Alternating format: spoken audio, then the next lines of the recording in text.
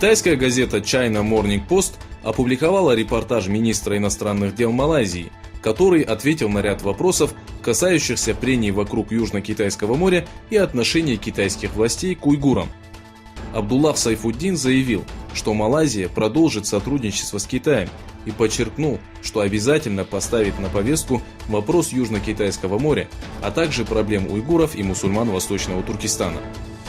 По его словам, власти Китайской Народной Республики должны смягчить свою политику в регионе.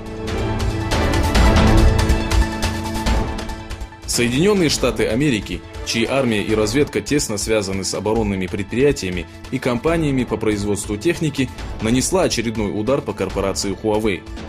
По сообщениям газеты Times, Центральное разведывательное управление Соединенных Штатов Америки заявило, что имеются неопровержимые доказательства того, что компанию Huawei финансировала организация подконтрольной Китайской Народной армии, Совету безопасности и разведки. Выяснилось, что основатель компании Рэн Джэньфэй является бывшим сотрудником Национальной освободительной армии. Несмотря на это, Huawei отрицает обвинения в шпионаже в пользу Китайской Народной Республики. Пресс-секретарь Министерства иностранных дел Китая Генг Шуанг заявил, что Пекин продолжит экономическое сотрудничество с Тегераном, несмотря на санкции Соединенных Штатов Америки. По его словам, Китай занимает позицию защитника законных прав иранских компаний, их вклада в стабильное развитие рынка энергоресурсов и статуса активного игрока на мировом рынке.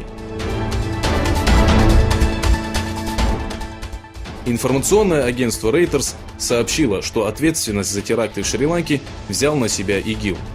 Днем ранее правительство Шри-Ланки заявило, что за терактами стоит Джамаат национального таухида. По сообщениям Фонда помощи детям при ООН, в терактах погибло 45 детей. Официальные представители Шри-Ланки сообщили, что во время терактов погибло свыше 300 и ранено 500 человек. Сразу же после военного переворота Саудовская Аравия и Объединенные Арабские Эмираты заявили о готовности выделить Судану материальную помощь в размере $3 миллиардов. По сообщениям Аль-Джазиры, данное решение вызвало недовольство людей, которые считают, что посредством денег Саудовская Аравия и Объединенные Арабские Эмираты пытаются оказать влияние на новых руководителей страны.